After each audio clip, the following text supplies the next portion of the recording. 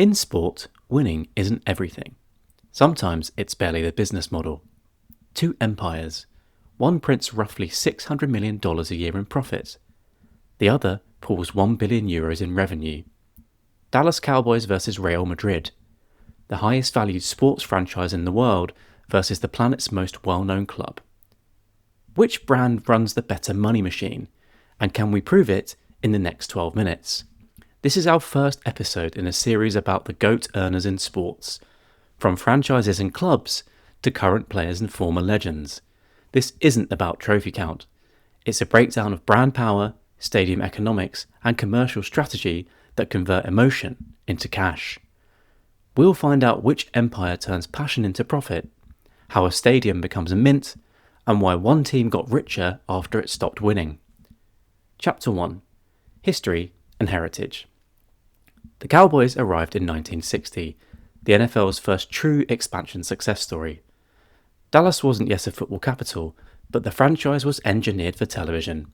Within 15 years, Tom Landry's tactical innovations, along with his famous fedora, modernized the game. But the real breakthrough was cultural.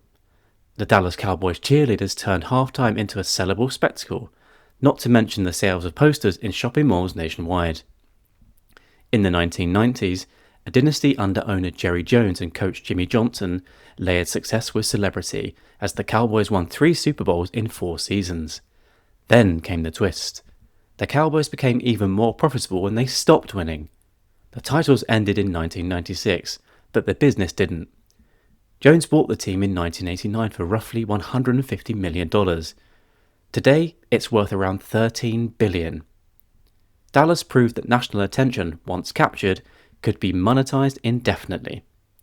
The question lingers, can a franchise without recent trophies still claim the crown as the ultimate business machine in sport? With their all-white kits and royal roots, Real Madrid have long sat on football's throne. The club's story began in 1902, yet the modern myth was forged in the 1950s under club president Santiago Bernabeu and with star player Alfredo Di Stefano. Together they rewired the sport, delivering 5 straight European Cups to establish an unrivaled continental dominance. In the modern era, Madrid's pursuit of greatness shifted to the Galactico model, where transfers doubled as marketing campaigns. Luis Figo's move from Barcelona shocked the sport. David Beckham's arrival turned the club into a global retail engine. Cristiano Ronaldo later transformed it into a non-stop content machine for the social era. Yet, unlike the Cowboys, Madrid kept bringing home the trophies, in Spain and in Europe. But Madrid didn't just win. They exported winning as a product. Dallas engineered America, Madrid engineered winning as culture. The conflict is which story produces the more reliable cash, a nation-sized ritual or a planet-sized obsession. History gets you remembered, strategy gets you paid. So how do these two turn glory into cash? Chapter 2. Brand building. Dallas built its power by being everywhere. The star logo is simple and readable at any size, perfect for TV, merch, and advertising. Playing every Thanksgiving is the real advantage. With audiences often topping 35 million, that single broadcast turns the team into a national event. The Cowboys brand is instantly recognizable. The cheerleaders double as roaming billboards. Distribution favors free games in primetime. Then there's the Star at Frisco, a $1.5 billion complex built to keep fans spending year-round. With hotels, shops, events and tours, it's less a headquarters and more a football theme park. Merchandise fuels the machine, generating hundreds of millions and supporting premium pricing across tickets and sponsorships. The tension is obvious. The Cowboys have unmatched reach but little recent success. So is that scale a real advantage, or is dominance sustained by habit? Real Madrid treats its brand like a luxury label. The all-white kit barely changes because it doesn't need to. The Bernabeu feels more like a palace than a stadium. Everything is staged for drama. Signings unveiled like movie stars, trophy parades shot like commercials, and a museum that sells nostalgia. Commercial revenue nears €480 million a season, driven by Adidas and Emirates deals worth roughly €180 million combined. The Madrid promise is simple. We win in Europe. But what happens when the winning stops? A brand needs believers, so how far do these empires really reach, and where does belief fade? Chapter 3. Reach.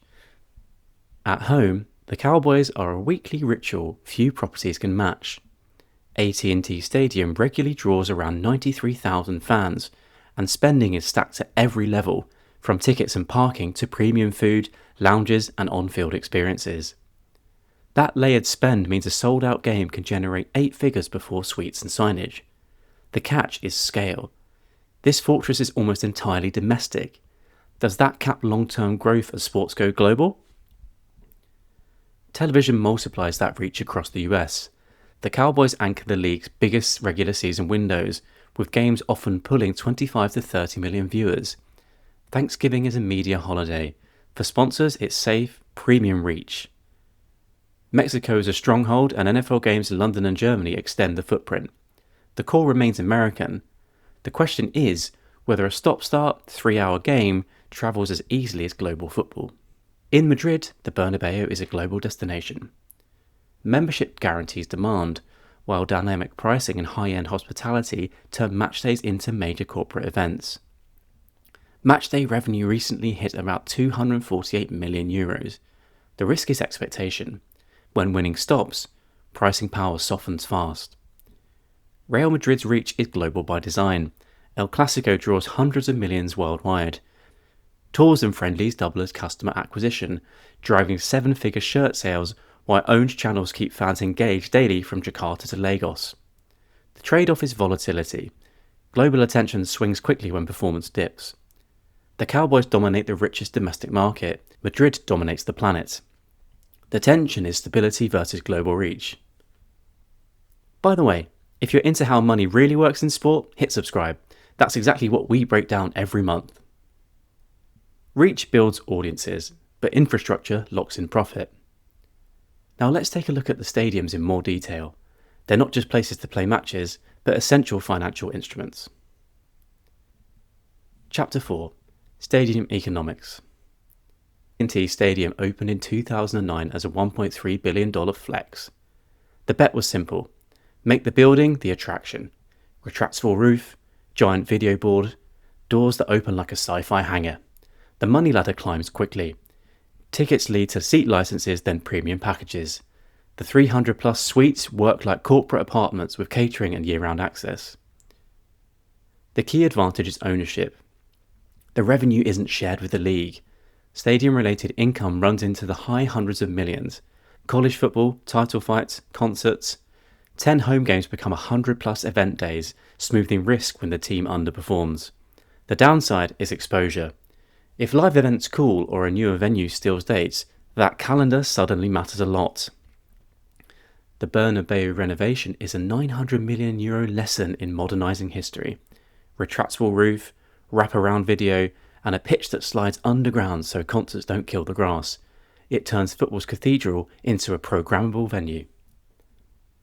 Non-matchday events become a second business entirely. The stadium is projected to generate €300 to €350 million a year from games and events combined. The goal is clear. Run a global entertainment venue that happens to host football. But the risk is just as clear. Can demand stay high enough to justify the debt when cycles turn? Both stadiums sell awe and flexibility. Dallas mastered domestic scale, Madrid mastered calendar density. The stadiums are showrooms, but the real profits happen behind the scenes. Time to open the back office. The Cowboys sell certainty at scale. AT&T naming rights anchor a deep sponsorship stack from concourse takeovers to on-field branding and media integrations. The Star in Frisco extends this into a year-round campus for partner activations. Thanksgiving and Sunday primetime tilt the media math heavily in Dallas's favour, producing league-leading sponsorship income in the high 8 to low 9 figures. The Jones family doubles down through vertical control. Legends Hospitality captures food and premium margins others outsource. The Star functions as a live-work-play district that turns fandom into daily behaviour. Mexico is monetized through focused local partnerships. The logic is simple.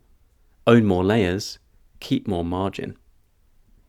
Madrid is built for global aspiration.